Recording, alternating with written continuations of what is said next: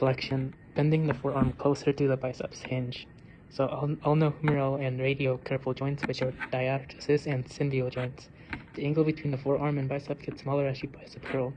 The humerus, radius, ulna, and carpals are used. The cruncher is elbow flexion, wrist supination, shoulder rotation, stomach flexion, hip flexion. The ulnohumeral are used.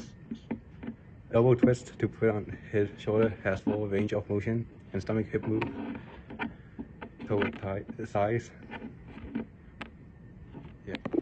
Shoulder shrug is of the ball and socket joint elevation and depression. The scapula and the clavicle enable movement of the entire shoulder joint up, down, backward, and forward. The armio-clavicular joint, sternoclavicular joint, and the glenohumeral joint are used. Calf raises are a gliding synovial movement. You stand up straight and then push through the balls of your feet and raise your heel until you were standing on your toes. Then lower slowly back to the start. Intertarsal joints, tibia, fibula, talus, and calcaneus are used. The lateral raise is a movement of ball and socket, which is abduction and adduction, lifting the arms up and then held in a T position, then releasing the arms to go back down.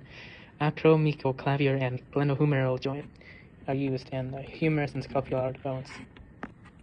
Overhead triceps extension is flexion of the arm, wrist abduction and adduction, shoulder rotation, and supination, pronation. The ulnohumeral, glenohumeral, and radiocarpal joints are used in this exercise.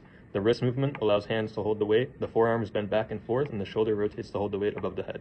The ulna, radius, carpals, and humerus, and glenoid bones are used in this exercise. Flexion of the radiocarpal joint between the radius and the metacarpal bones. Hand is pulled inward towards the wrist. The squat is a triple flexion movement between three different joints. Flexion and extension of the femoroacetabular joint, diarthrosis, ball and socket synovial, between the femur and the acetabulum. Flexion and extension of the tibiofemoral joint, diarthrosis, hinge synovial, between the tibia and the femur. Flexion and extension of the talocrural joint, diarthrosis, hinge synovial, between the talus and the calcaneus. Knee extension, hip extension, and dorsiflexion takes place actuating these joints. Bench press, shoulder rotation, abduction, and adduction. Elbow flexion and extension. The ulnohumeral and glenohumeral joints are moved in the bench press. Shoulder is a ball and socket allowing full range of movement, pushing away from the median plane, then back. Elbow changes angle. The ulna, humerus, and glenoid bones are used. The pull-up is flexion and extension of the ulnohumeral joint, diarthrosis, hinge synovial, between the ulna and the humerus.